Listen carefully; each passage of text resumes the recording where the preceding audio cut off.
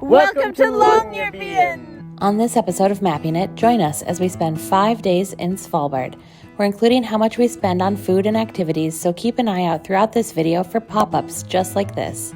We start by flying from Tromsø to Longyearbyen, and we spend our first day in Svalbard exploring the main town of Longyearbyen, stumbling upon reindeer, and checking into our hotel.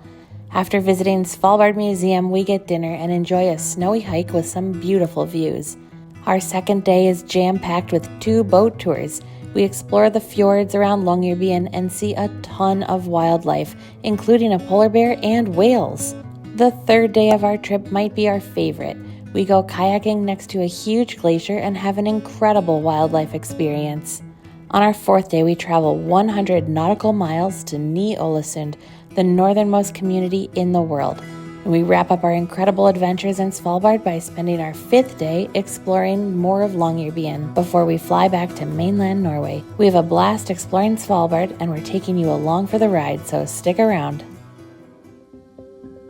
Good morning from Tromsø. We are heading on a fun adventure today. We are heading to Svalbard. Yeah.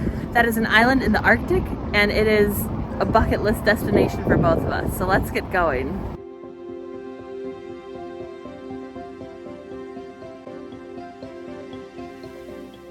Svalbard is a Norwegian island in the Arctic Ocean, and it's probably the closest you can come to the North Pole without taking a cruise. As remote as it is, it's pretty easy to get to. We hopped on an incredibly scenic 1.5-hour flight from Tromsø and landed at the northernmost airport in the world in Longyearbyen. We made it! And it's snowing. Yeah. A little unexpected. If you fly to Longyearbyen, you're guaranteed to see a polar bear because one greets you inside the airport at baggage claim. Well, we made it to Longyearbyen. It was just a 1.5-hour flight from Tromsø. Very easy, Norwegian Air, wonderful. And now we're gonna go into town. Let's go.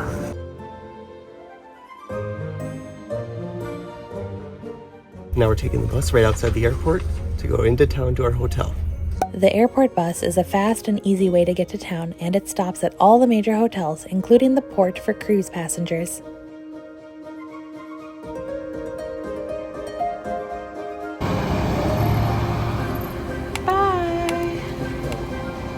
Well, that was very quick and easy. We took the flybus from the airport, and you just give your luggage to the guy. He puts it underneath. You walk on board. He comes around and you pay. We paid for 2 tickets for return. It was 340 kroner for the 2 of us. It's about like $8 per way, I think. Not too bad. Not too shabby, yeah. And we got dropped off at the front of our hotel. We're staying at MARYANN'S POLARRIGG. It's very easy and convenient service from the airport. So now we're gonna go check into our hotel.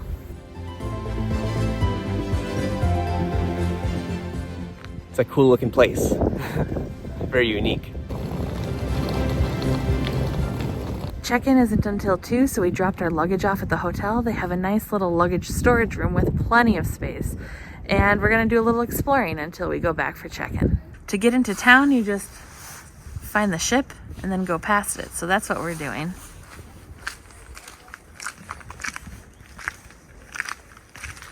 Oh wow, they have quite a few fire pits set up. This could be pretty magical. I mean, you know, if the Christmas trees weren't brown. We'll explore the property a little later, so stick around.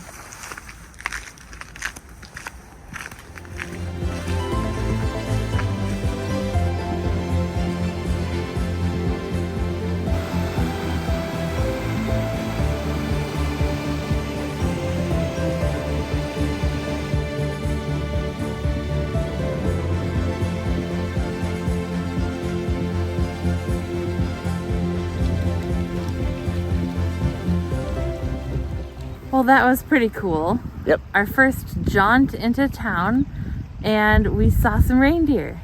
So cute. So cute. They have antlers, and the antlers are fuzzy. They just look adorable. They're munching on the grass and the lichen behind us. And they have no cares that they're just in someone's backyard right there. Yeah. That's the sort of cool thing you get to see when you're just walking around Longyearbyen. That's pretty awesome. Yeah.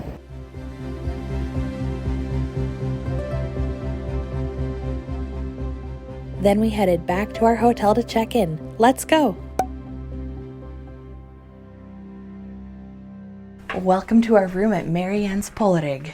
Let's show you around. Very simple, it's one room. We have 2 twin beds, a window that opens, a radiator, a little tiny nightstand. Everyone gets 2 towels, one big and one small. And we've just been storing our luggage at the end of the bed. And yes, this is a lot of luggage. We know that. But that's what you need when you're going to the Arctic. So this is our tiny little room, and then we have shared bathrooms. You want to come for a ride? Let's go.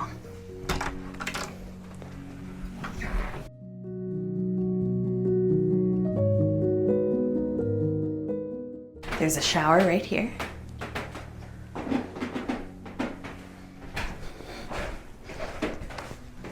And over here we have the toilet.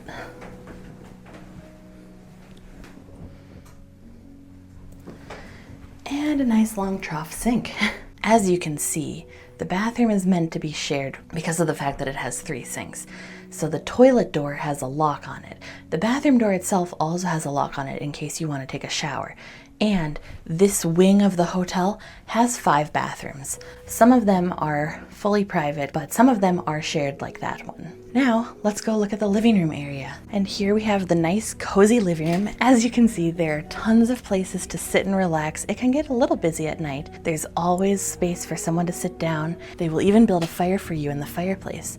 This area has a lot of historical photos, so you can learn about the history of MARYANN'S POLARRIG. And there's even a little TV, which we have not tested out, but it looks like you can hook up your laptop to it if you want. And there's a tea and coffee station if you get thirsty. They also have a stash of games to play if you get a little bored. Let's check them out. Ta-da!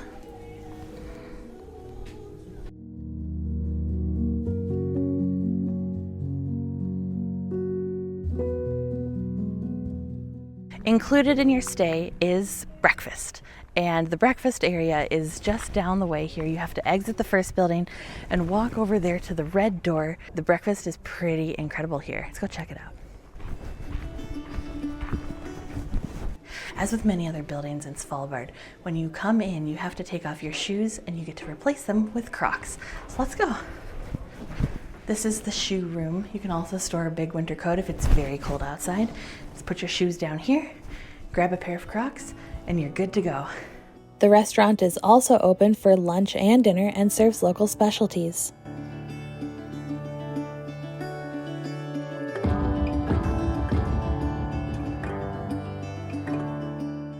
There are a lot of quirky things about MARYANN'S POLARRIG. It used to be lodging for coal miners, and so the rooms are pretty tiny. Another unique thing is that they have this old coal mining bus that you can hang out in. Let's go take a look. It's a real party atmosphere in here. They got colored lights and everything. The chairs don't look overly comfortable, but I'm sure this is a great place to relax.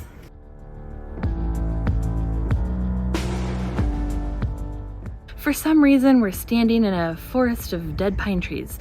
We haven't quite figured that one out, but one other cool thing they have here is a ship.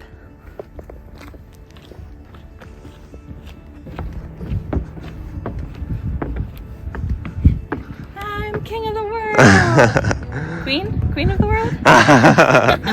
Who knows? So you just walk around the boat and there's this path that you take and you cross that little pipe bridge of sorts, and you head right into town. Easy 5-minute walk. If you're staying on a Friday or Saturday night, they also have a game room, and unfortunately we are not staying one of those nights, so but the game room is over there. They have darts, I think they have a pool table, they have a lot of fun games and stuff. There are tons of tables and fire pits set up. I imagine in the wintertime when all these trees are lit up, because you can see they have some tree lights on them. I imagine in the wintertime it is just magnificent. And when you're ready to check out, you can always leave your luggage because they have a luggage room. And then if you want to, you can take the airport bus back to the airport. It picks up right at the front gate of the property. Your flight is guaranteed to not leave without you as long as you make it on the airport bus. We highly recommend it. It was one of the more budget options. Again, nothing is budget in Svalbard, but this is a little more budget friendly because of the shared bathrooms and stuff. So it's a little more like a hostel, but this was a lovely stay. We highly recommend it if you come to Svalbard. Let's go back into town to explore more. Our first stop is the Svalbard Museum. When you arrive, head to the cloakroom and take off your jacket and shoes. It's customary to remove your shoes in all buildings in Svalbard. This custom dates back to the coal mining days when miners would get very dirty at work, and to avoid tracking the dirt into buildings, they would always take off their shoes when they entered. There are usually slippers or Crocs available for indoor use.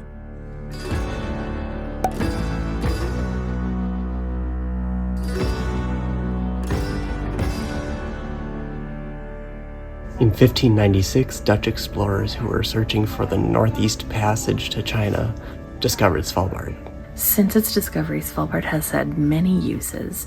It originally was an expedition post for exploring the North Pole. It's also used for coal mining, even today. A big tourism industry has sprung up as well. It's big for fishing, and one of its primary uses is for research. It's been a center for Arctic research since the late 1800s. There are some great exhibits at the museum, including a replica cabin from the coal mining days and displays about the changing Arctic climate. The museum has several hands-on activities that you can take part in, including crawling through a mining tunnel and digging for fossils.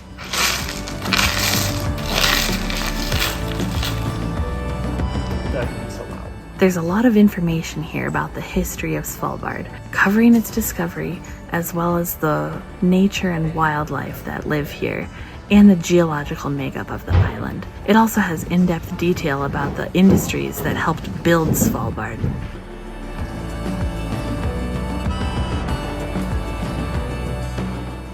Well, we just finished up at the Svalbard Museum. That was pretty cool. A lot of great information. Yeah. Absolutely worth a stop on your Svalbard visit in order to learn the history of the place that you're actually visiting. Yeah, and I would recommend going as one of your first things that you do, because then it's just a little easier to understand everything else you're seeing. Absolutely. So it was a great first stop for us, and now we're gonna go find some food because we are starving.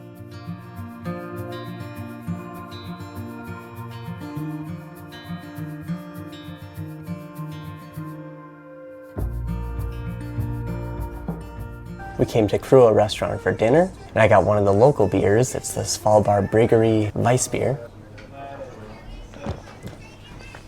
That's pretty good.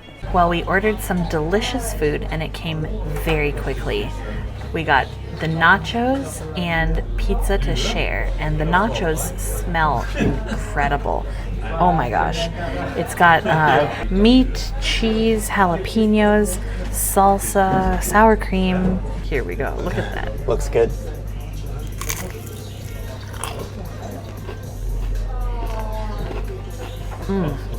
That is really good. The meat has quite a bit of seasoning to it.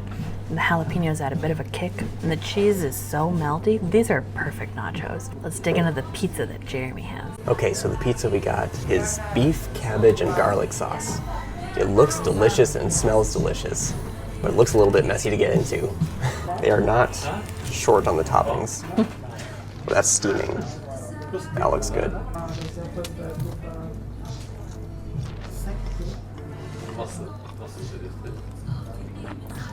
Wow, this is a combination I've never had before, and it's delicious. Beef is just seasoned perfectly. The garlic sauce on top really adds a nice flavor. This is a really good pizza.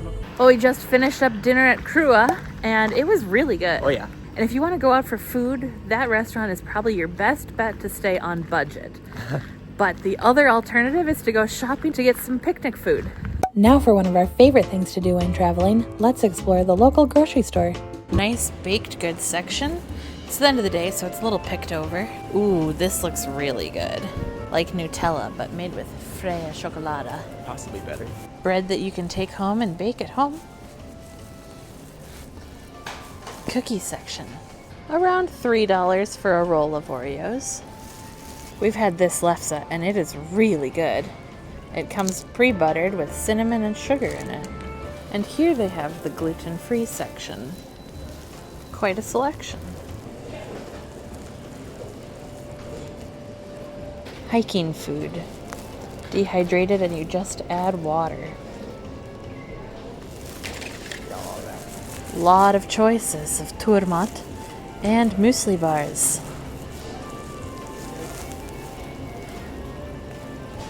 Fairly reasonable prices, although that can be expensive per meal.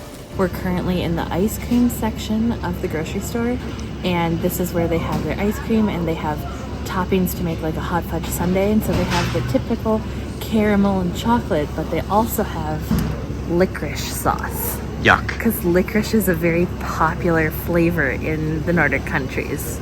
I don't know, it doesn't sound great.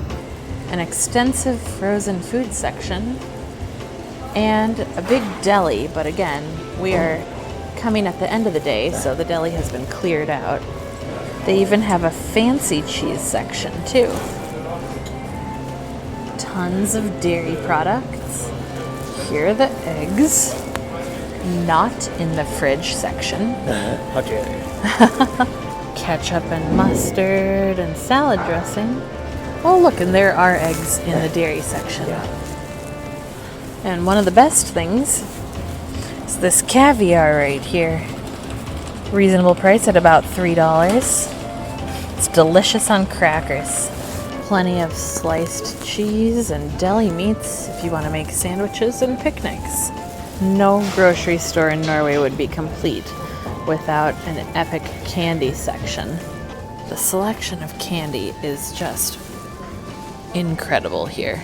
Shampoo, hair dye, body wash, they have everything. So if you forgot it, they've got you covered. And of course, the magical chip aisle. Jeremy found some paprika kick chips. Sounds intriguing. Hot Reaper. Stay tuned to find out which chips we picked in our next episode of Chips and Trips. The one section we haven't covered yet is the produce section. They have quite the selection here. This particular shop in Svalbard isn't just a grocery store. You can buy a lot of home goods too. It has to be multi-purpose. Home goods. Oh, look at all this yarn. Wonderful stuff. Oh my gosh. There's even a toy section with a large amount of Legos. Oh my gosh. Don't show Jeremy this. I bet we could fit that in our carry-on.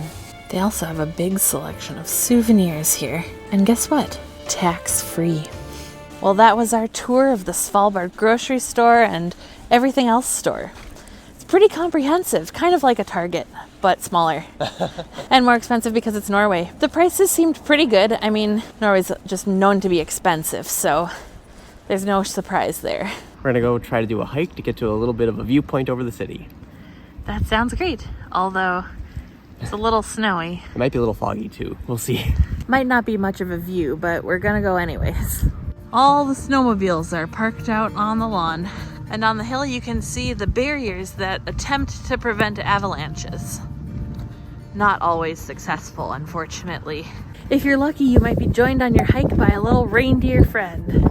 If you're walking around town, you might notice these big black pipes. That's the city's plumbing and utilities, and they keep them above ground to not disturb the permafrost.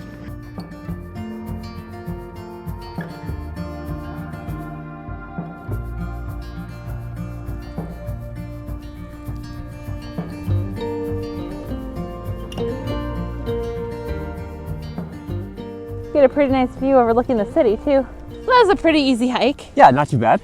No, I think it was only about 15 minutes to the top. Yeah. Yeah, and you get some nice views. We came up to the town water tower. You can't see the whole town or like the main area, the main street. Yeah, it's not like the best view of town, but it's an incredible view of the fjord behind us. Yeah, if the clouds were not covering the mountains, it'd be a lot better, but yeah. It's still, you can tell it's a good view up here. Yeah, it's pretty spectacular. The snow didn't stop us. You know what they say? There's no such thing as bad weather, only bad clothing. So come prepared when you come to Svalbard. We're gonna hike back down and go visit the church. We were just at the water tower at the top of that hill behind those apartments. Now we're going to the church on the complete opposite side of town, on the other hill. The little triangle building, can you see it?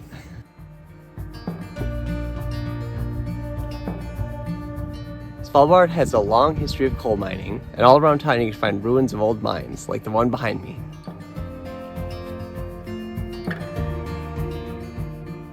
Well, we made it to Svalbard Kyrka, and I think we made the right decision coming here second, because the sun came out and the view here is significantly better than the view at the water tower. Oh yeah, you see so much more of the city. If you only have time to go to one vantage point, come to the church because you actually get to see the colorful houses and the mountains, and it's gorgeous, versus going to the water tower where the view is a little hidden. But you do get a great view overlooking the fjord. Svalbard Kirke is pretty cool.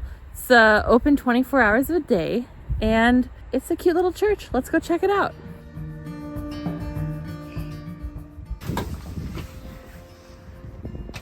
Entrance to the right. Wrong entrance.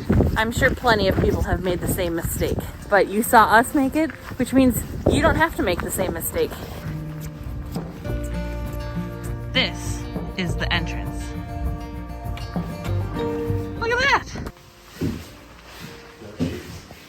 Gotta put your shoes away.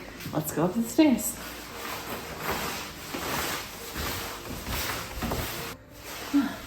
We are here.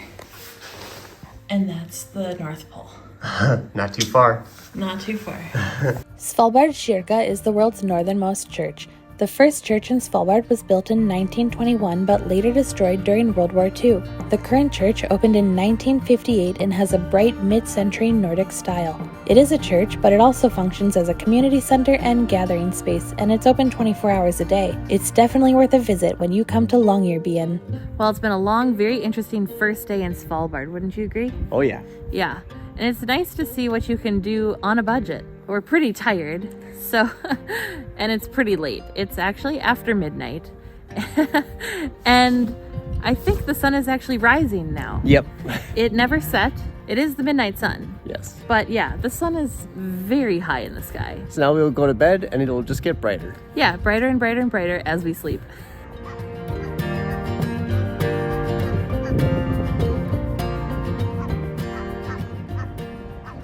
Good morning, friends. We have a very exciting day ahead of us exploring Svalbard. We have not one, but two excursions booked. The first one is with Hurtigruten Svalbard, and we're going on a wildlife cruise. It should be pretty exciting, so stick around. We met our Svalbard Hurtigruten tour in the center of town and got a bus to the boat.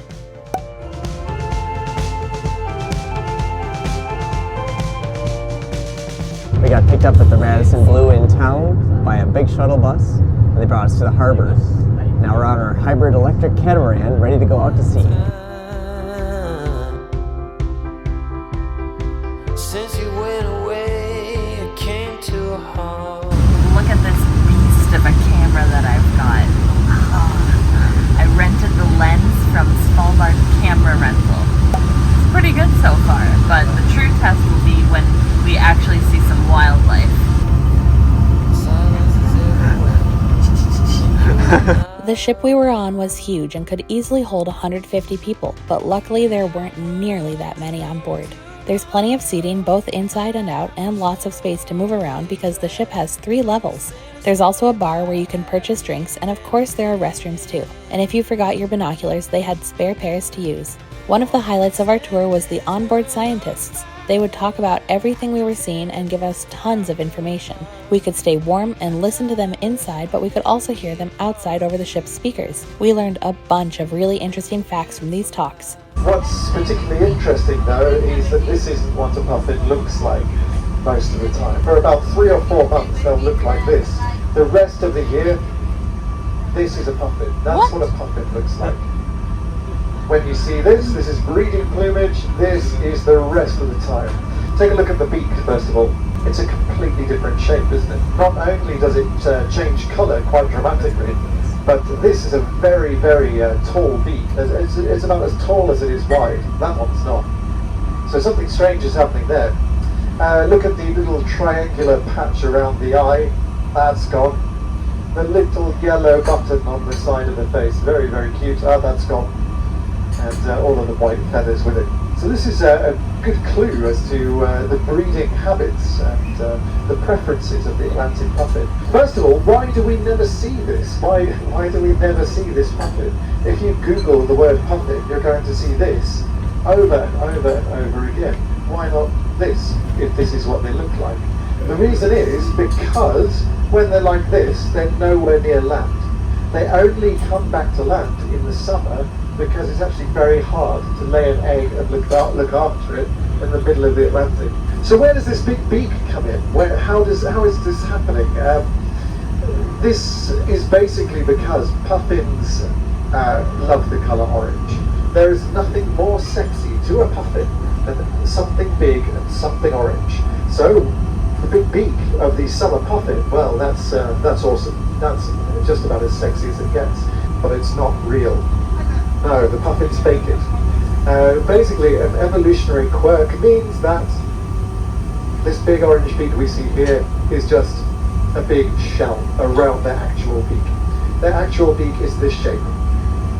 But because the puffins were selecting for bigger and bigger beaks, if one of them were to by random chance develop a strange shell around their beak that was bright orange, that puffin would be selected for first, so it would have the most babies year on year. And it did, and lots of others have the same, and eventually it becomes all of them that have this big shell. But at the end of the summer, around September time, this cracks and comes off. It basically just separates and falls to pieces, and they're left with this one underneath. So it's a really interesting thing, and no one ever really shows you this. You know, you see National Geographic, and it's like, puffins, there you go. No one ever shows you this one. But there we go. When they're on these islands, they'll often come back with fish hanging out of their mouths. That's, by the way, the reason that they have this yellow spot. This yellow spot is a stretchy bit of skin. It means that they can open their beak really, really wide and hold about 60 to 100 fish all at once in their beak. Little sand eels, they like little skinny things. Not possible. So yeah, they'll come back with a load of fish hanging from their mouth. Most of the time then, they're going to get attacked.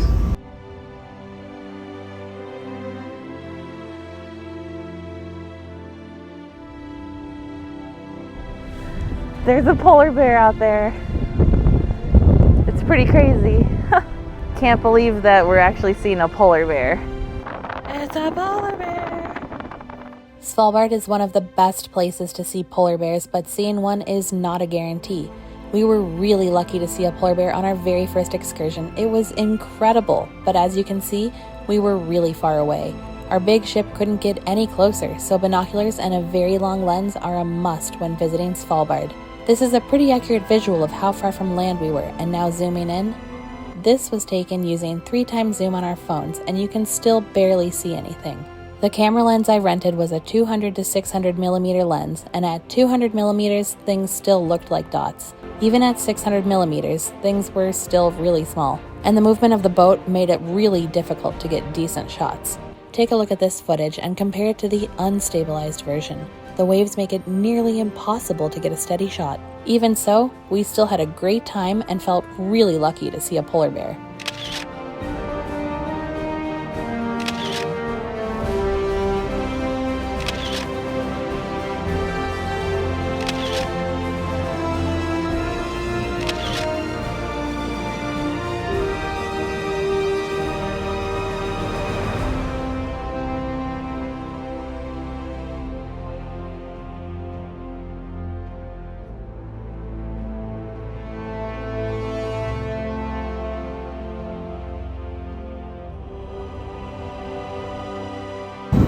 Got some walruses in the water. Barely can see them.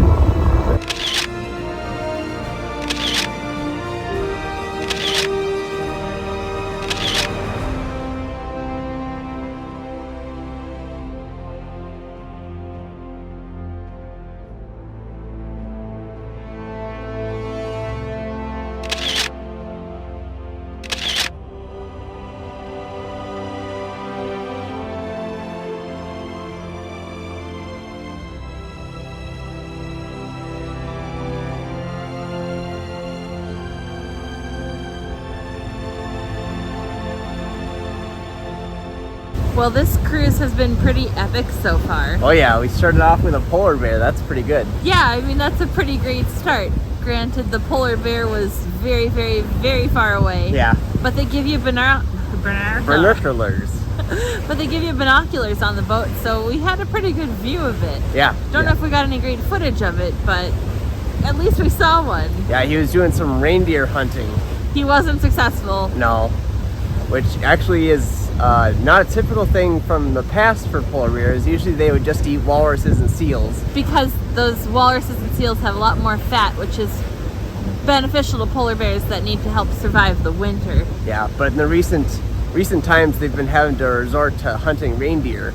Doesn't seem like an easy job. They speculate that it's because of climate change. The polar bear has to change its habits. So another way that environment is changing. Something that you can't avoid when you're a tourist in the Arctic. You're gonna notice these things. Yeah. We've seen a lot of reindeer, and that's really cool. And we've seen some abandoned houses. We are loving the scenery here. It's absolutely incredible. I don't know how to describe it. It's surreal. It is surreal. It's a pretty nice cruise. We are with Hurtigruten Svalbard, and right now there are 39 people aboard, including us. Yes. This cruise can be quite packed, from what we understand. It's a big ship. I'm just glad that we have plenty of moving room. Like right now, we are the only people outside. Yeah. It's not that bad as long as you're prepared for the weather. There's definitely a windy side to the boat and a not windy side. We are currently on the not windy side, and it is much nicer. Oh yeah. But I think we got to get back to the wildlife viewing. There is just so much to see here.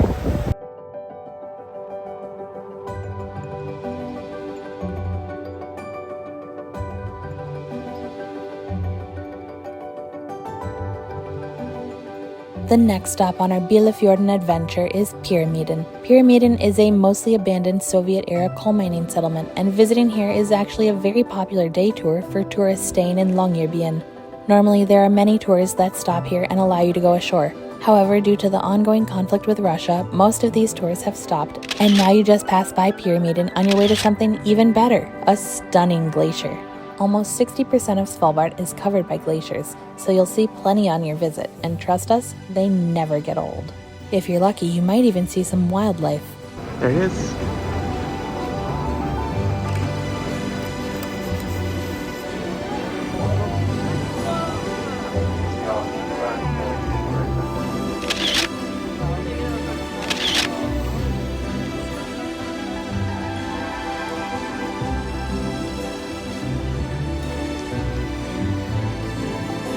We've got a whale.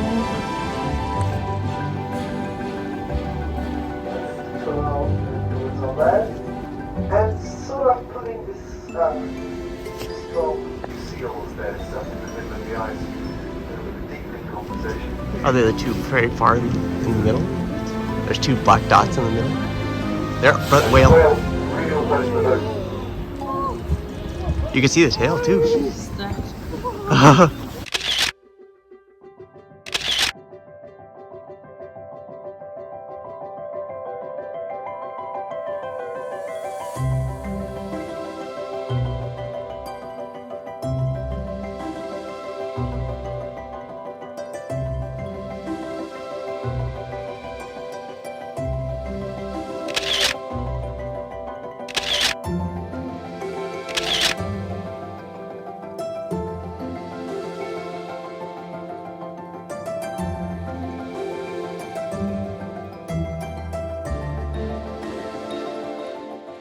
After that absolutely thrilling whale encounter, we went inside to warm up and get some lunch. Lunch was included in the price of our tour.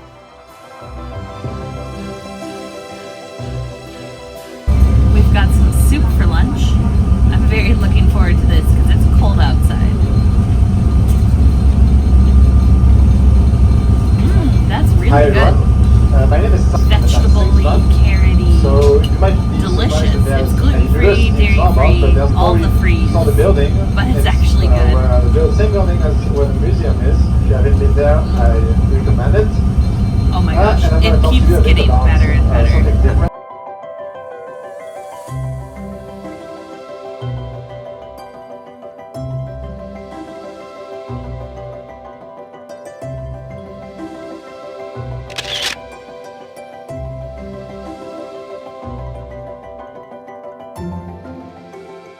Very windy when you're moving. So windy It's hard to stand. and bumpy. Yeah. After lunch, our ship made the very scenic journey back to Longyearbyen.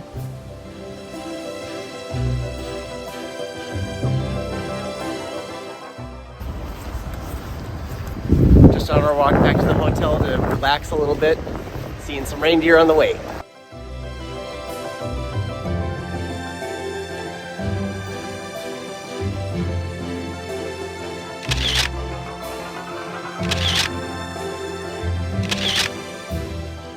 Well, we just got back from our excursion with Svalbard Hurtigruten, and it's a pretty cool experience. Oh yeah. I mean, we saw so much. We saw, ow, my camera bag. We saw tons of mountains, we saw a glacier, we saw icebergs from the sea, not icebergs really, but we saw chunks of ice breaking off from the sea ice that is currently in the process of melting because it's spring now. And that doesn't even include all the animals we saw today. Yeah, we saw reindeer, polar bear. Polar bear, a singular polar bear. We saw a couple walruses, but they were only sticking their heads out of the water, so it was kind of hard to see. Yeah, we didn't get a great view of the walruses, but that was really cool to see. We saw some seals, tons of different types of birds. I think that covers it for animals. No, we forgot the best part. What? Other than the polar bear. Oh. We saw a minke whale. Oh, yes. And it was so close to the boat. That was pretty cool. Yeah. And then the excursion was a pretty big ship. It could fit a ton of people. It had a bar as well as like fresh food you could buy, and lunch was included, and it was a delicious carrot soup. I don't know, carrot soup doesn't sound great, but this was really good. Something that sets this tour apart from others is that they give informational lectures throughout, so we learned a ton of facts about Svalbard and the nature of it, the geology, and the animals. Really cool. Yeah, it was very informational, and you could even still hear them when you were outside the boat, so that was nice. Yeah, they had speakers projecting that everywhere outside the boat as well. I'd say overall, this was absolutely worth the price. Oh yeah.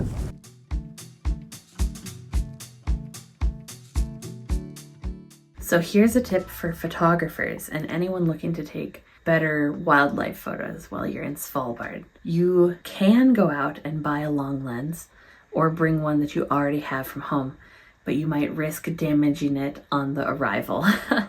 Or you can do what we did and rent from Svalbard Camera Rental. I rented this beast of a lens, a 200 to 600 millimeter Sony lens. It has worked out really well.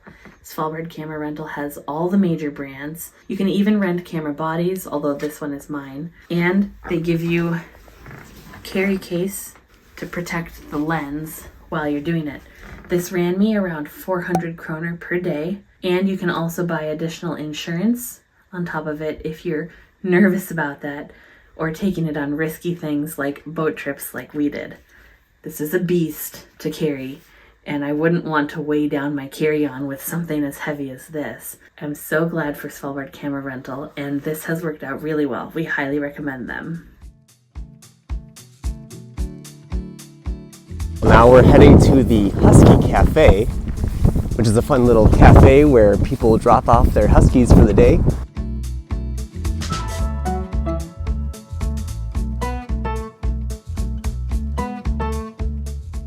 Just like many other places in Svalbard, you have to take off your shoes when you come to the Husky Cafe. They have some nice shoe racks for you.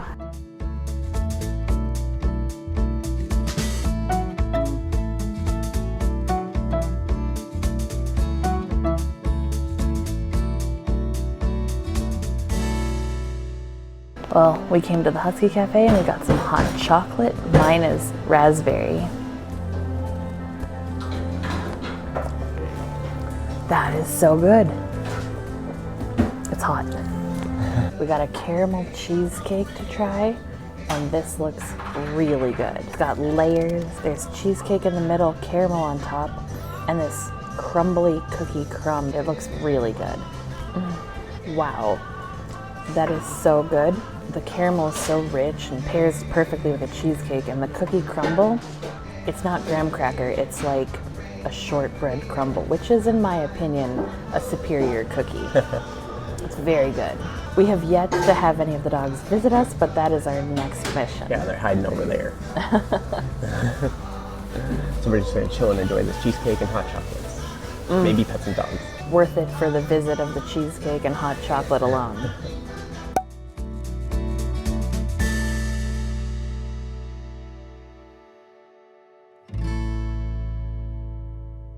Hi, little buddy. You're a cutie.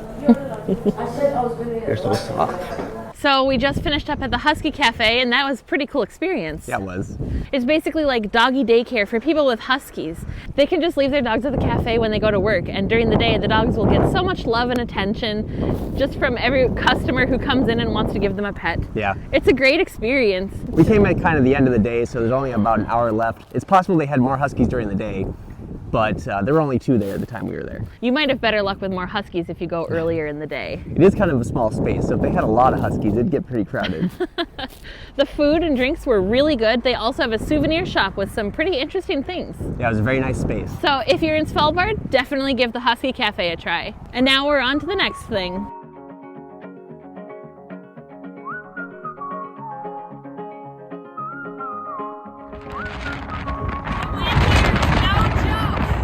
This morning's adventure was really fun, and we've been hanging out at the hotel for a few hours now, just relaxing and getting ready, because guess what? We have another excursion. It's a long day. It is a long day, and we are taking advantage of the midnight sun because we booked a midnight sun catch of the day excursion with Better Moments, a tour company in Svalbard. The captain gets to pick where we go. So it'll be an adventure for everyone. Yeah, it'll be fun to see what we can find. If this morning was anything to go by, this one should be pretty good too. Yep. Hopefully the weather holds out. The clouds are rolling in. We should be picked up any moment. We're just waiting now. We were picked up right outside our hotel in a small van and driven to our boat. Our morning tour was a huge hybrid electric catamaran, but our evening tour was a much smaller, enclosed, rigid inflatable boat. It was compact, but it had everything we needed, including a marine toilet. There were only about a dozen people aboard, but it was a tight squeeze to fit everyone in. As we settled in for our next adventure, we didn't even get to sit next to each other, but that didn't bother us too much. It wasn't long before we made our first stop to see an Arctic fox.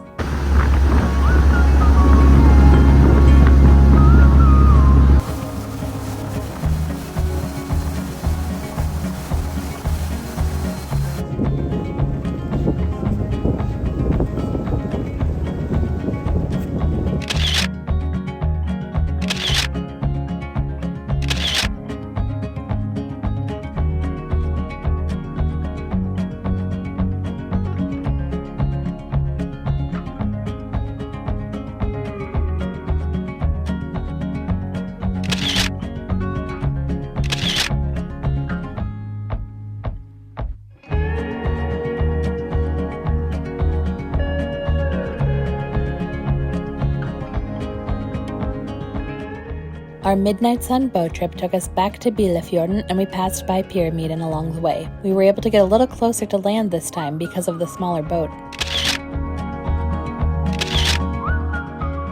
Just like the first time, we passed by Pyramiden on our way to the glacier. This time around, we didn't see any whales, but we saw lots of birds and some seals.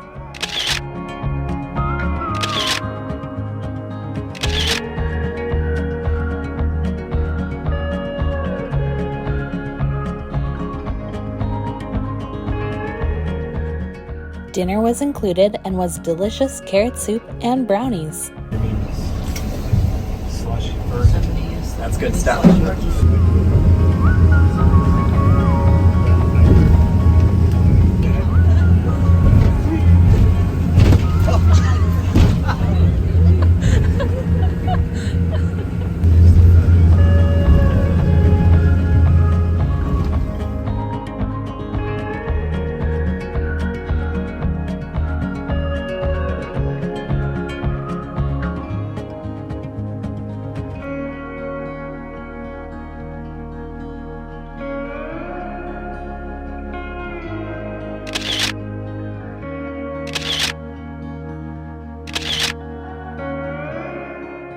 We just got back from our second excursion of the day with Better Moments, the catch of the day tour. Yep. That was pretty cool. The unfortunate part is that it is exactly the same as what we did earlier today. Yeah, the same route. On our first tour, we saw a polar bear. Yep, we were the lucky ones. We were really lucky, but word got around to other tour companies, and that is the reason why our second tour went exactly where we did, because they were trying to find a polar bear.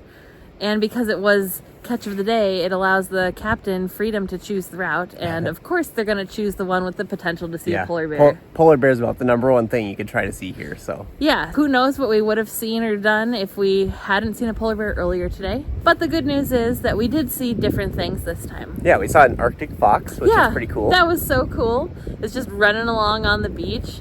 We didn't see a polar bear the second time around. Nope. But we did see some seals swimming in the water, which was also really cool. We also had carrot soup again. Yeah.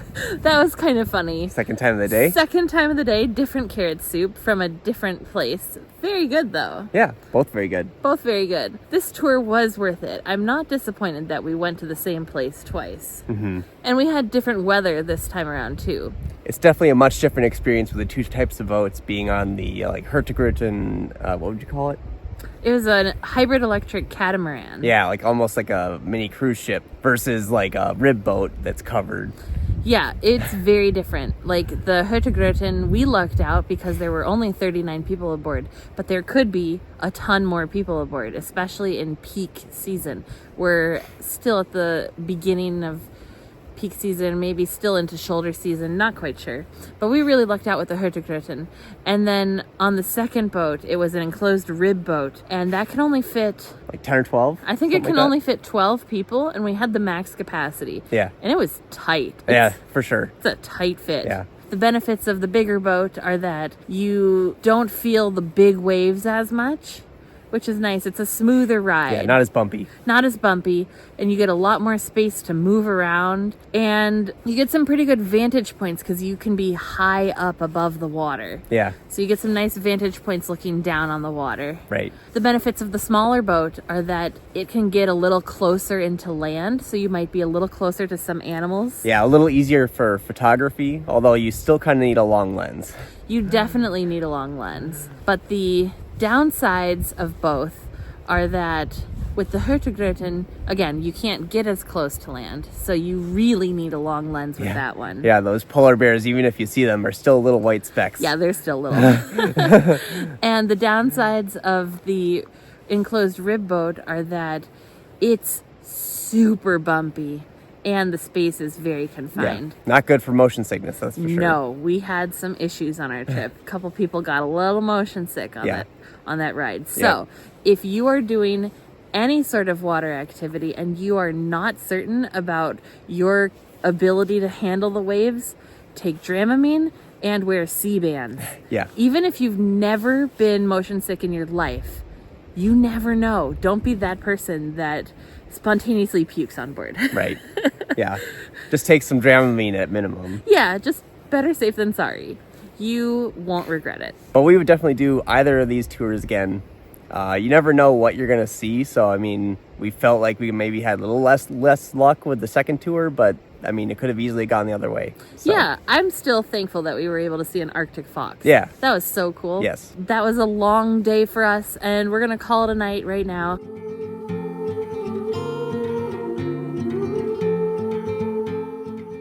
Good morning, friends. We have another fun, exciting day in Svalbard planned ahead. Today, we are doing another excursion with Better Moments. Same guys that we did the enclosed rib boat catch of the day tour the other day. Today, we are going to do a kayaking adventure through some water. By a glacier. Near a glacier, supposedly, if the weather holds out. They always reserve the right to change plans, and right now it's a little rainy and foggy, so we may or may not do this. We'll see what happens. We'll see what happens. We were picked up at our hotel and taken to get fitted for dry suits. We're kayaking in freezing glacial water, so the dry suits protect us if our kayak tips or we fall in the water.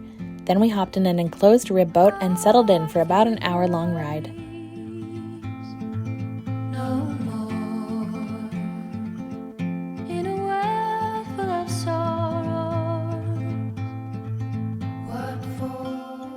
We made it to the glacier. We're all suited up, and then we're gonna take a dinghy to shore to get ready for kayaking. So many years, too many tears on your bed, on your bed. Welcome ashore, guys. Hop on out.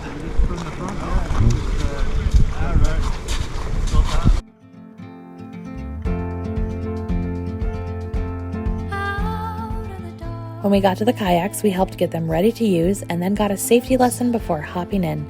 Prior to this trip, Jeremy and I had never kayaked together, so obviously we were a little nervous about it. We were one of the first boats out, so as everyone else was getting in the water, we had time to practice making turns and moving around. Oh man. Do I turn left?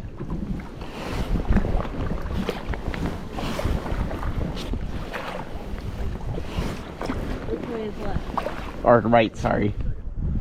Left or right? Paddle is left, so we turn. Okay.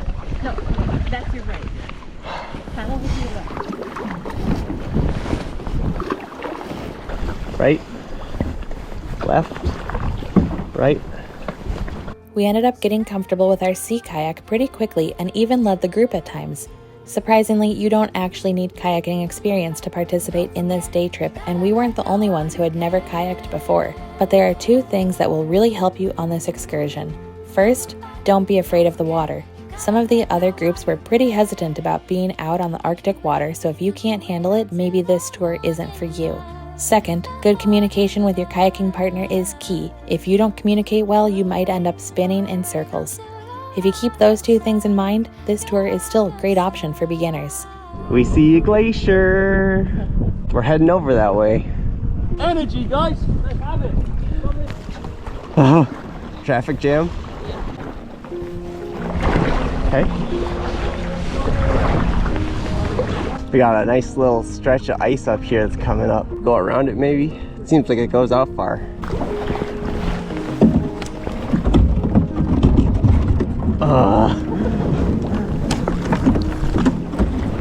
Just hitting ice. Hitting little mini icebergs. No big deal.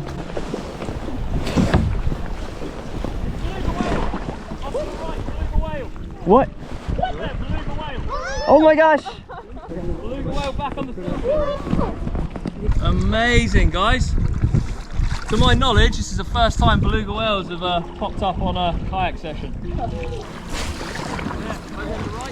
Oh, there he is. There's two of them. Just to the right of this big iceberg. Chasing beluga whales. Who would have thought? Swimming around the back of my boat. Oh, right in front of Just you. there. Oh, wow. Just stay still. Around the back of my boat. Oh, right in front of Just you. there. Oh, wow. Just stay still. Just there. Oh, wow. Just take still and love life. You just got checked out by a beluga whale. Yeah. That beluga whale just swam under us. That was epic.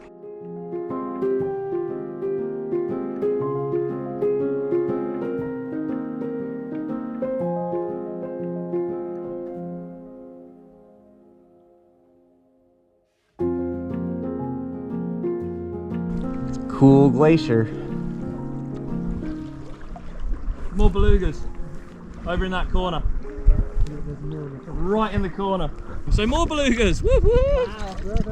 Wow. They're right in the corner over there. You see the yeah. So that's further back. Okay. That noise we just heard was the glacier moving and breaking. Okay.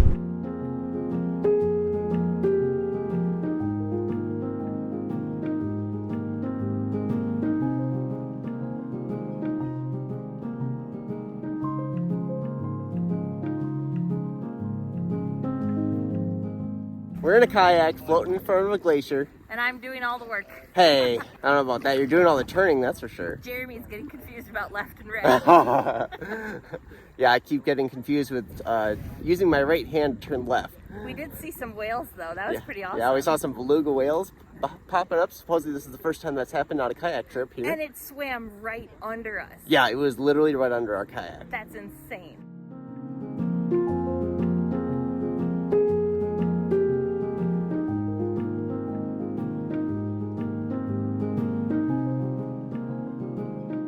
We're approaching my favourite thing to do. We're going to paddle just 50 more metres and that's going to be as far as we go. We're going to have a minute of silence.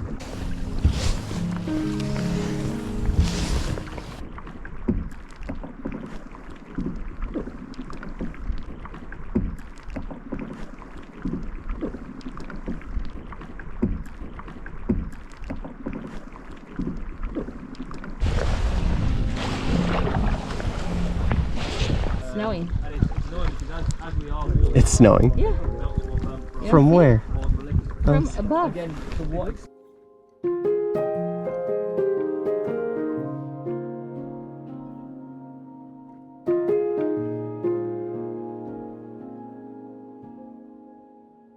Well, we finished up with our kayak tour. That was very fun. It was tiring, Tiring, but fun. but beautiful. We had incredible weather. But yeah, we saw some whales, which was really cool and unexpected. Yeah, very cool. Some cool birds as well. We got to kayak amongst the icebergs, which was very fun, a little intimidating. Oh yeah.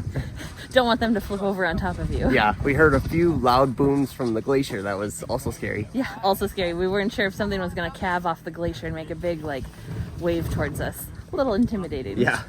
This is a very fun tour, and now we're going to have lunch. We were welcomed back on the boat with a champagne toast. Let's go. We got some more soup for lunch. Looks like it made the carrot. Curry? It's very good. Nice and warm after all the cold. Lunch was delicious, and we enjoyed our last glacier views as we headed back to Longyearbyen.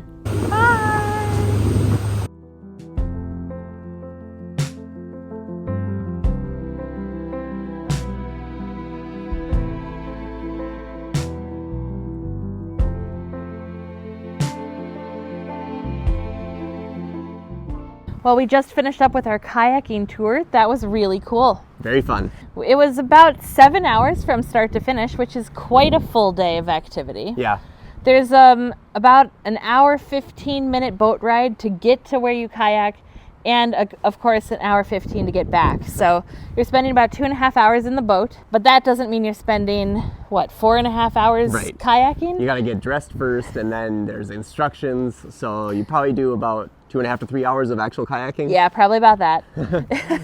So But that is plenty, trust us. yeah, your arms will start hurting by the end. Yeah, absolutely. It's a really fun activity. I think I had so much fun. I was a little skeptical, honestly, Yeah. but it was really cool. I think my highlight was definitely having the beluga whale go under our kayak, Yeah, which was like, terrifying. Directly under the middle of our kayak. I was worried he was going to come up and like bump us. I Yeah. was not prepared to do a roll. Yeah. Exhilarating. Yeah, it was very cool. Yeah, and just sitting in silence in the glacier lagoon, hearing the crackles and groans of the icebergs and glaciers was really awesome. Yeah, really peaceful too. So peaceful, and so much louder than you'd think a glacier would be. Yeah. Well, right now we're feeling a little hungry, so we're gonna go get dinner. We're gonna see, we don't have reservations anywhere, so we're gonna see if we can get in anywhere. See if this works in early season. Yeah. I think the thing to do in Svalbard is definitely make reservations when you come here, but Yeah. we didn't. We're taking a gamble. We're gonna see what we get. Yep. Yeah, let's go.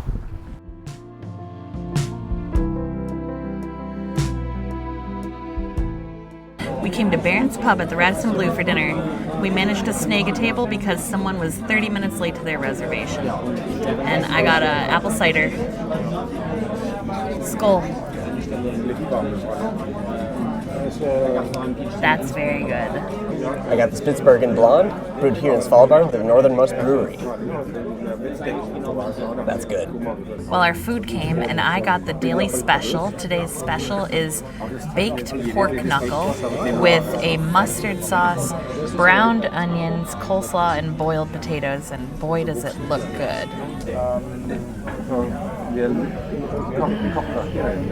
Very tender. The sauce is very creamy, not overly mustardy. The onions have this perfectly brown, mild flavor that is so good. Well, I got the fish and chips.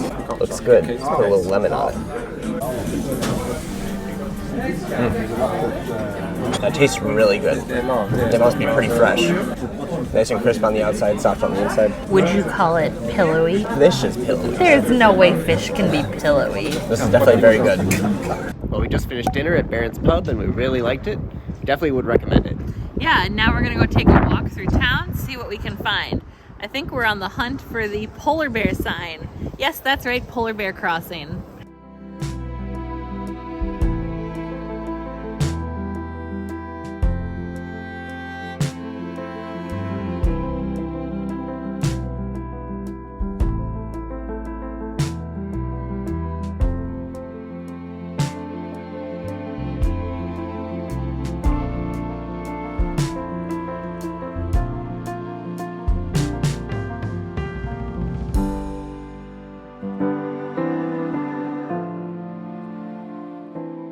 Why did the common eider ducks cross the road to get to the other side? Wow, that's original. Yeah, but I never thought I'd see it in real life.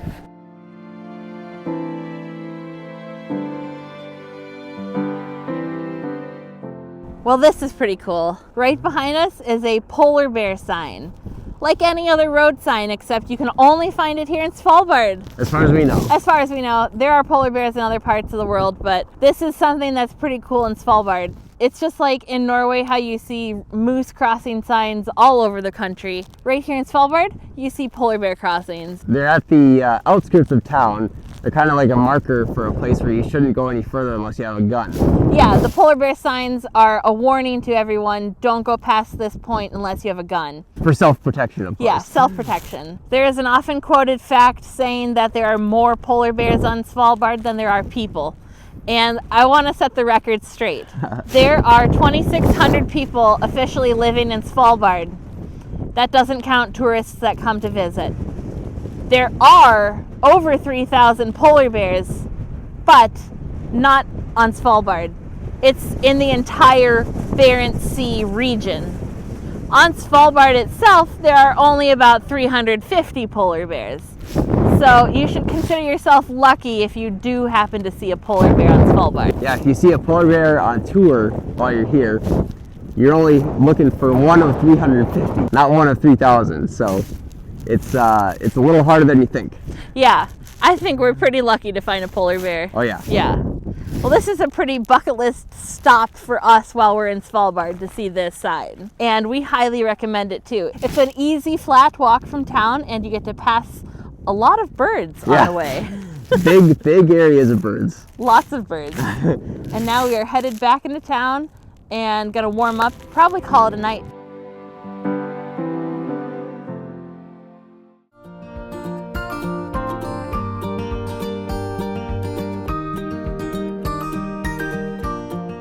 Good morning from Svalbard. Today is our last full day here, and we are doing a full day excursion with better moments.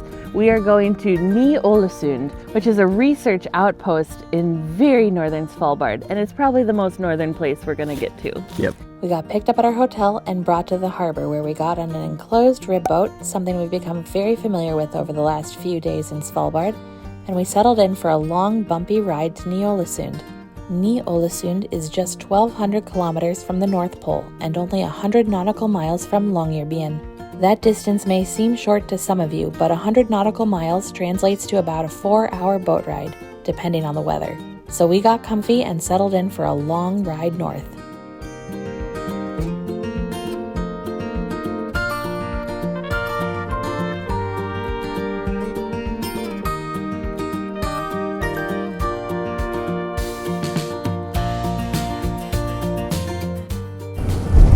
Well, we're in the middle of our trip to Ålesund. Still have quite a ways to go.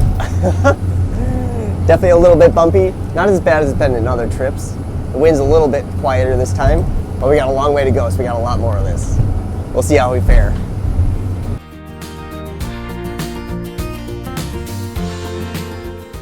Partway through our journey, we stopped offshore at Bloopers, just off the eastern coast of Prince Karls Forland, and spotted some walruses napping on shore.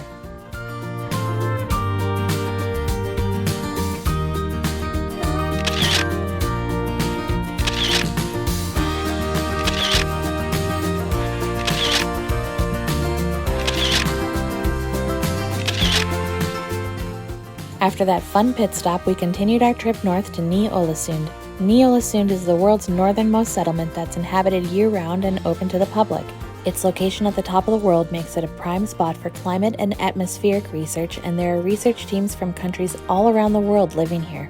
There's a lot of highly sensitive scientific equipment located all around Ålesund, so there's a 20-kilometer exclusion zone surrounding the area. That means no Wi-Fi, so we put our phones on airplane mode as we approached the town.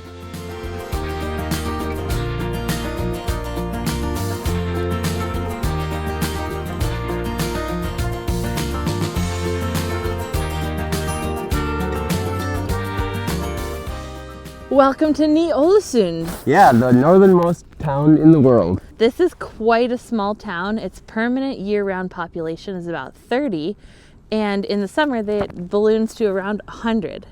Wow. That's a lot. Yeah, this town is mainly centered on entirely Arctic research, and you're only allowed to walk on the streets in town, not off the paths, because if you go off the paths, someone somewhere is going to be mad at you because they are studying something. Yeah. We've been walking around town a little bit, and we've seen some of the experiments that are going on. We have no idea what they are, but we've seen the measurement equipment, and so that's really interesting to see. Yeah, and we know there are at least research buildings for China, South Korea, India, and I would imagine Norway too. Of course, probably. Norway, yes. I don't know of any other countries, but there probably are a few others. Yes, there are quite a few countries represented with research areas based here in Ålesund, and this is the this town is the northernmost lots of things. Northernmost town in the world, northernmost museum in the world, northernmost post office in the world, northernmost gift shop in the world, northernmost cemetery in the world, northernmost hotel.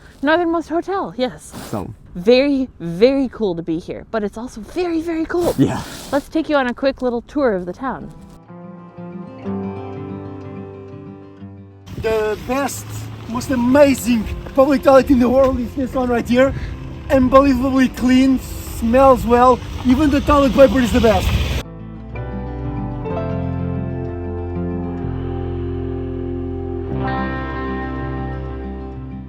This is the northernmost museum in the world. It's literally always open. You might notice our guide is carrying armed protection. Your chances of encountering a polar bear in Svalbard are slim, but they're not zero, and the protection is used to fire warning shots if a polar bear is seen. If you stay in town, this typically isn't needed, but we were venturing outside town limits, so it was required.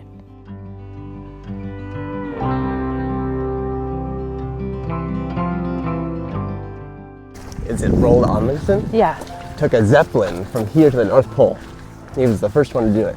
Ålesund has a long history, but the town really took off in the early 1900s as a mining town. By the 1920s, it had a population of over 300. One of the more notable parts of its history is that Ålesund was used multiple times in the early 1920s as a base for reaching the North Pole by air. Well, in 1926, Roald Amundsen and crew flew from here to the North Pole, or over the North Pole, for the first time in a Zeppelin. The airship was moored at this pole just outside town, and Roald Amundsen and Francesco Nobile launched their historic flight from this point in 1926.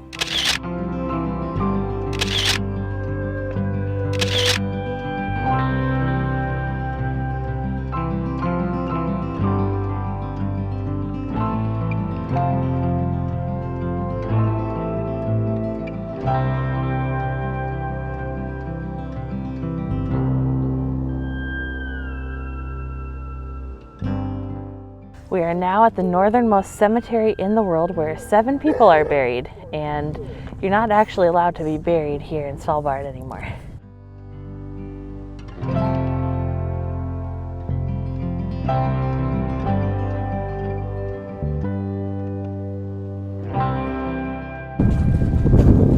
And it's very muddy, mushy, but we are surrounded by all this beauty. Did you think you'd go hiking in the Arctic permafrost on this trip? Not at all. What do you think? I did not see this coming. But it was cool to see the things we saw. Yeah, it's cool. Very cool.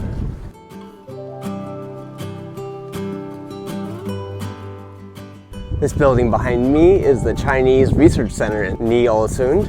It's pretty obvious based on the structures up front. Of the countries with research bases here, only about 5 have a year-round presence.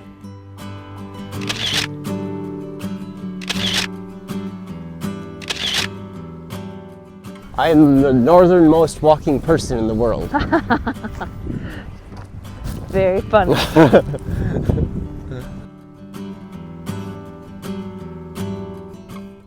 Behind me is a bust of Roald Amundsen, a very famous Norwegian who went to both the South Pole and the North Pole, and he was the first person in history to do that. He crossed the South Pole first, and then in 1926 he took a Zeppelin that he had tied up here in Ålesund.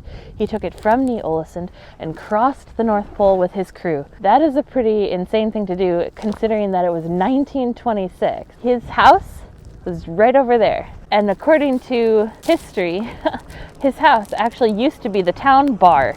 The town is so small that everyone eats their breakfast, lunch, and dinner in the same building, the community center behind me. We are now experiencing a sudden snowstorm in the northernmost town in the world.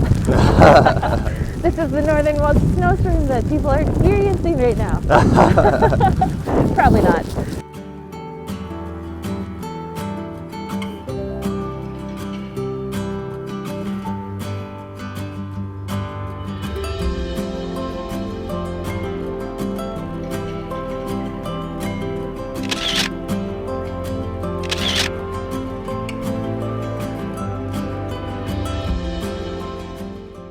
Ålesund has the northernmost post office in the world. The building behind us used to be the post office, and it is adorable. And now the post office is just housed in the cafe.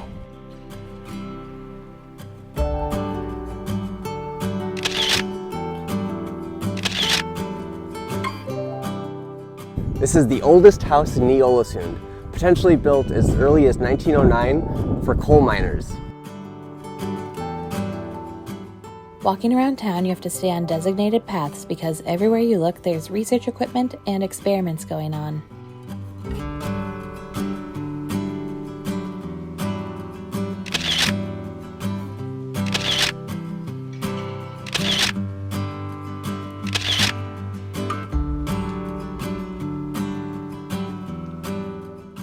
What are you up to? Writing postcards from the northernmost town in the world.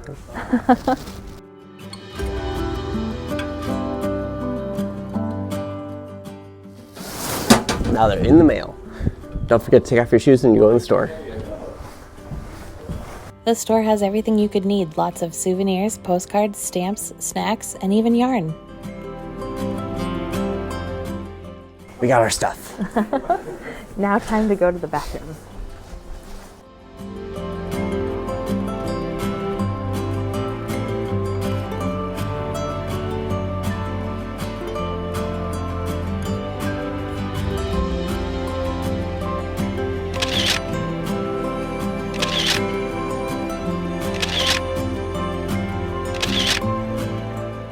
You just had the northernmost toilet break. Yeah. How'd it go? It was good. The sink water was very hot, almost burned my hands. But it was nice. This used to be the jail right by the sea. It is no longer the jail. They don't have jail here. Now we are heading back to our ship. And no, it's not the big one. For another 5-hour drive back to Longyearbyen. Was it worth it? I'd say it was worth it, but it wasn't fun, that's for sure. That's true. From the time we landed at Ålesund to the time we had to be back at the boat, we had about 1.5 hours to explore. Because we went to see the historic marker for Roald Amundson's trip to the North Pole, we had to stay with a guide because it was outside of town. It was really cool to see, but it did take away some of our time exploring, so there were a couple things we didn't get to do, like go to the museum. Overall, we have no regrets and had a lot of fun exploring Ålesund. We hopped back on the boat and our guide had one more surprise for us. We ventured a little further north and celebrated our journey with glacier views and a glass of champagne. We made it to 79 degrees north. Let's go. Very wavy still.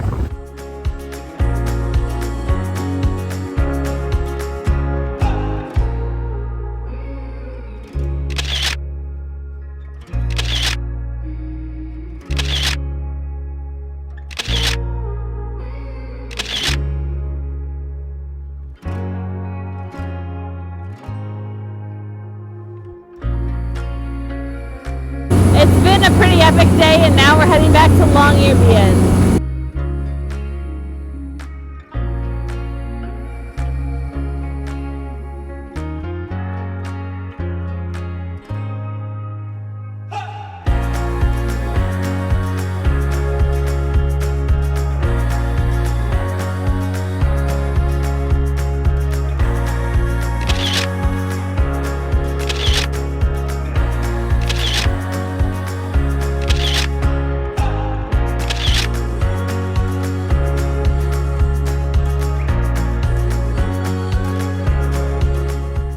Well, we just wrapped up our super long trip that ended up being a 12-hour day. Oh.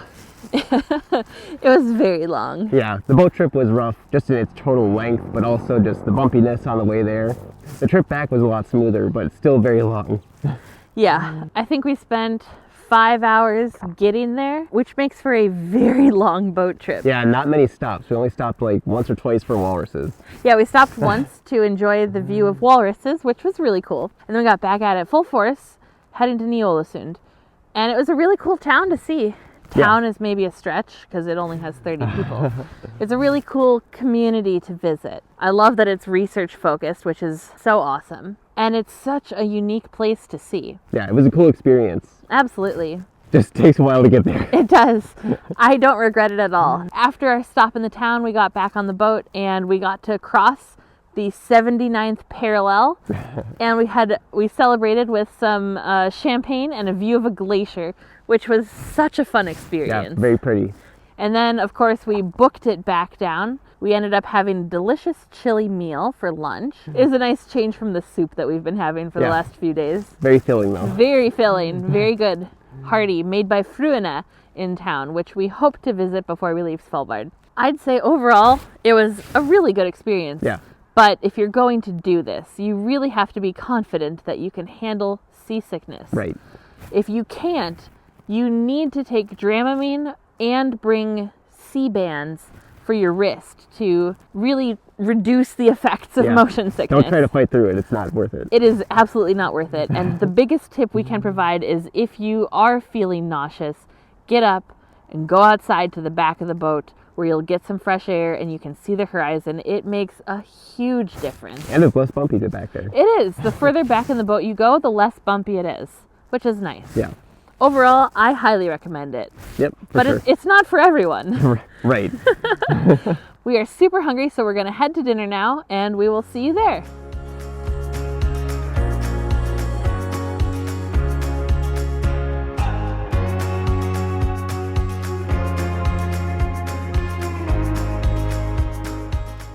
Well, we're back at Baron's Pub tonight. We got the special, which is svenska köttbullar, or Swedish meatballs. It's got brown gravy, mashed potatoes, and lingonberries on top. Looks really good.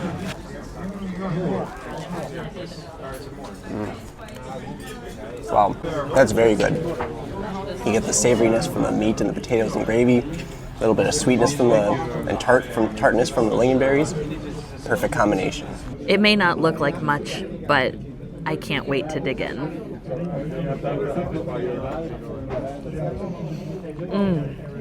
That is so good. It's like ridiculous. I grew up eating Swedish meatballs every year. For Christmas, it's tradition. My family does a Swedish smorgasbord every year. These are very good. I don't know if they're quite up to my mom's standards, but wow, seriously, if you get a chance to try authentic Swedish meatballs, you should do it.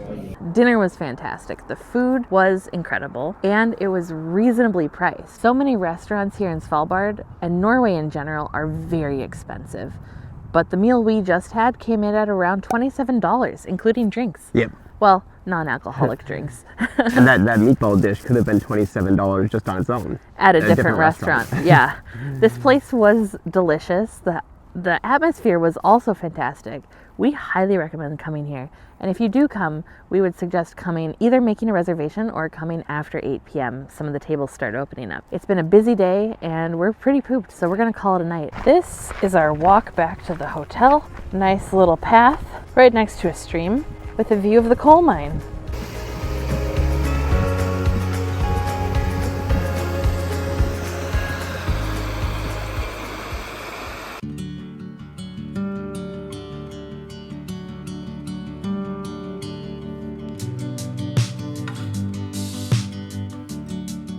Good morning from Svalbard. Today is our last day and we have come up the hill to explore the old cable car service center behind us. It's pretty cool. We're also going to explore the town a little bit and then we are going to hell.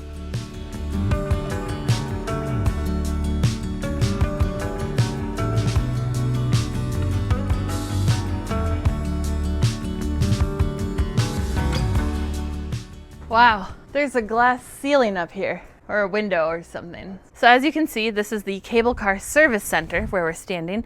And right over there, there are the old cable cars that are no longer in use.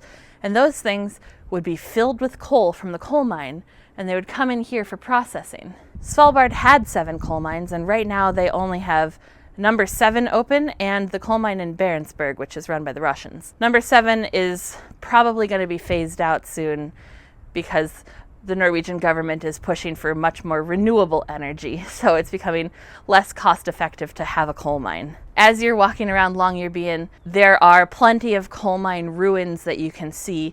This is just one of them. There's more down the hill, and then you can see distant coal mines up on the sides of hills. It's really something. And you can even take guided tours if you want to learn more of the history of coal mining. Also, the Svalbard Museum has a great exhibit on the history of coal mining. Let's go take a closer look at those cable cars.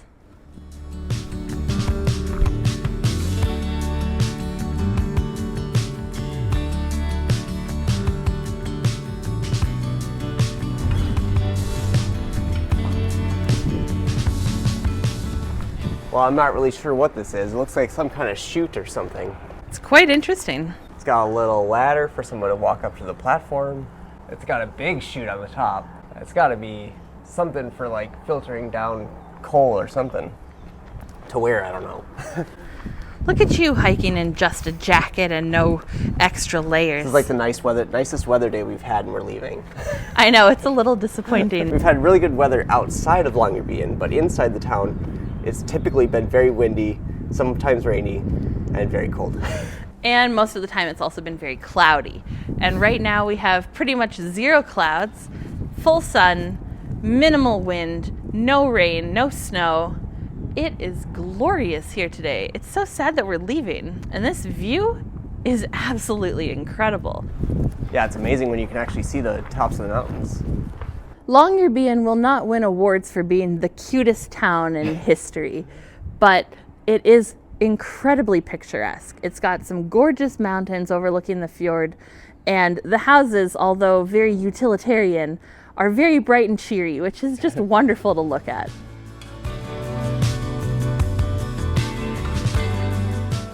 Well, we've got another counterweight right here, so watch your head. And you can see the line of old cable cars right there. Very interesting. Goes on for a long way. Yeah, it does.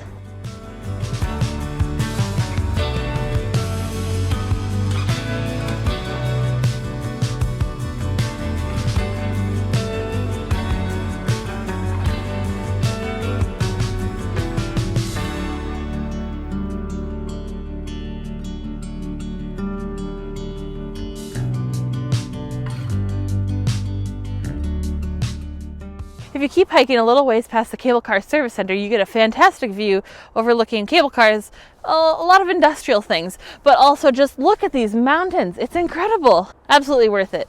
Down there you can see the harbor. That's where we caught all our boat trips every day. Also where big cruise ships dock. This has been a glorious day so far in Svalbard. Kind of sad to see it end.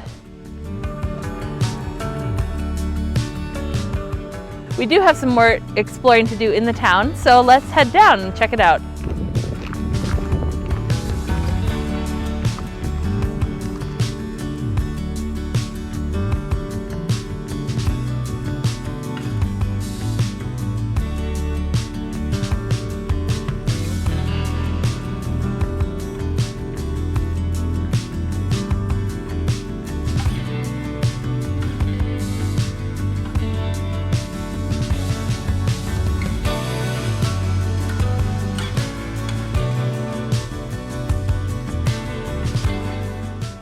Well, we love sending postcards on our trip, and I bought the stamps and spoke entirely in Norwegian to buy them, which was awesome, and I understood, and so now we're gonna mail them. Success! Mailed from Svalbard. Yes, mailed from Svalbard. And now, let's check out Fruena Cafe.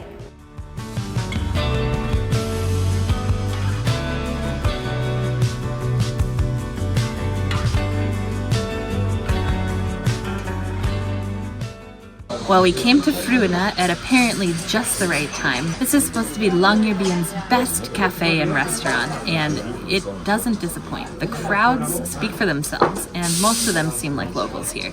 We ordered the shilling pesto mozzarella on focaccia, which is chicken, pesto, and mozzarella sandwich.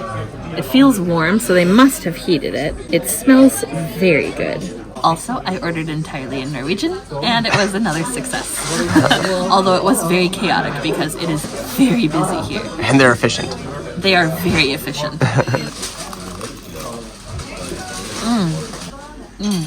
Wow. Basil-y and fresh. That is so good.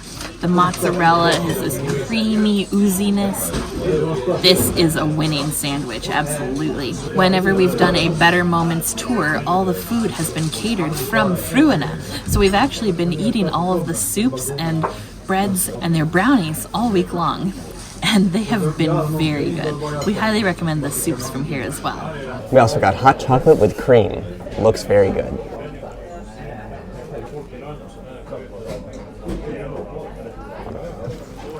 Wow, that's some of the best hot chocolate I've ever had. It is the perfect drinking temperature, you don't have to wait, and the cream on top just makes it even better. It's so like milk chocolatey and just creamy, it's so good. We've also ordered Verdens beste kake, which means the world's best cake. And I honestly have no idea what's in it, but if it's the world's best... That's a high claim. I know, it's a very high claim. How could you not try it? So this looks quite intriguing. It looks like there's a meringue of some sort on top, and we've got some sort of sponge here. And this looks like a cream layer in the center. It looks really good.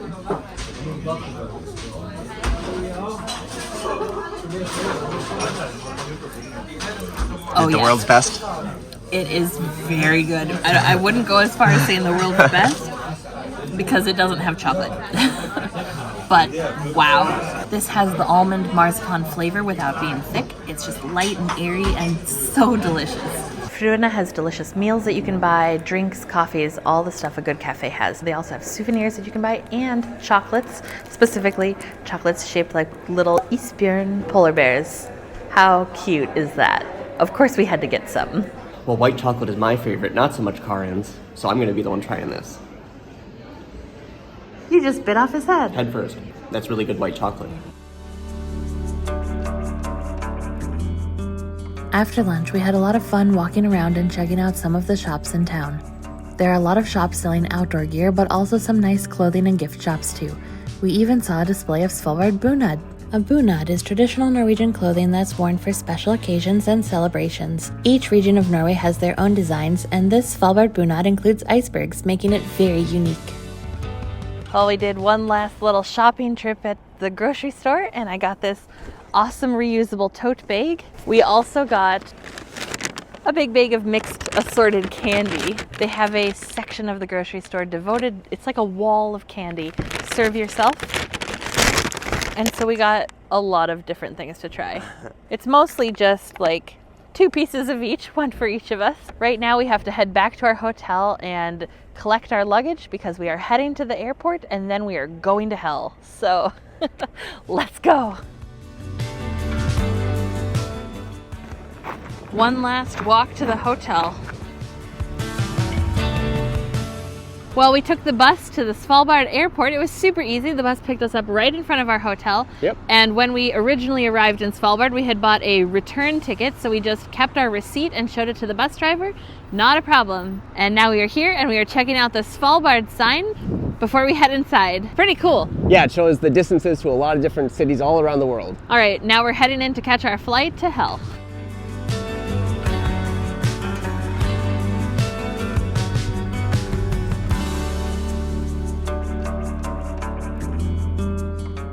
Our flight is currently boarding and we just got through security and we have time for one pølse brød before we go. This looks really good. Perfect lunch. We ate a quick lunch as we boarded our plane. After spending 5 days here, we were sad to say goodbye to Svalbard. We had a great time exploring this incredible Arctic region. It thrilled us from the very beginning when we saw reindeer in town. We also experienced the midnight sun, saw a polar bear, whales, and many other animals, went kayaking near a glacier, and visited the northernmost community in the world. We had so much fun, and we hope you enjoyed coming along for the ride. Thanks for watching, and we'll see you in the next one. That is an island and we got dropped, and we got so cute. They still have their, what are they called? Antlers. I'm on a boat and it's not moving, and and the restaurant is known for being very good and serves local specialties like whale steak, if that's what you're interested in. Oh, a reindeer. if you're lucky, you might even see reindeer from the view. You didn't talk about the fun area. I was gonna just talk about the fun area. This area? Yeah. Oh. Is it good? Looks good. It's very good. What is that called? Nachos. Yeah. Yes, called. Oh, someone farted in here.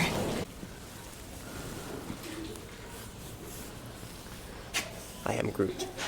And all around town you can see remnants of the old ruins. Was there more? Well, we made it to Svalbard. Don't know if we got any great footage of it. No. Don't know. The sun is so bright, you can put your hands up and it feels like they're next to a fire. Was this a video? Also, something that sets this tour apart from others is that What? my arm. Oh yeah, I know. So now you feel my pain. They can just leave their dogs to the cafe. I'm sorry. What are you trying to say? I don't know. It's possible that they had more husky. Yeah, I'm looking. If this morning was anything to That's not disconcerting at all. We just got back from our second, what's it called? Excursion. How do we not hit these people? Just pause for a second. There's ice cubes for seals. Look at those birds just taunting us. Floating by a glacier. You're blocking my head. Oh no, my storage is out on my phone. Where are you at, belugas? How far back are people from us? Pretty far. I can't even see them in my peripheral. I know. Skull. I screwed that one up. I think we're only about an hour and a half in or so. So we still got quite a ways. Do you think we're that far? I don't know, I think so. But we got a long, We've been walking around town a little bit and we've seen a couple of fun. So if you guys want, I highly advise you, before you go to back to the boat, use the toilets because they are superb. They really are. This is actually the reason why we come to Ålesund. We can actually go back to the boat. You guys can go, it can be 4 a.m. in a Sunday, you can go in. For some reason there's a dentist chair inside from like the 50s. Soft ground right now. It's disgusting. Jeremy doesn't like it. I am the northernmost walking person in the world. Very fun. Except for the people visiting the North Pole on the icebreaker. Ah, yes. After our celebration at the glacier, we got back on the road. Road is wrong because it's water. I don't want to drip. Well, dinner was fantastic. Yep. Are you going to say any more? I don't know. Good morning from Svalbard. Today is our last day. Well, our last partial. Today is our last day in Svalbard. We only have. 1 second. And we have come up the hill to explore the cave, the old. And we have come.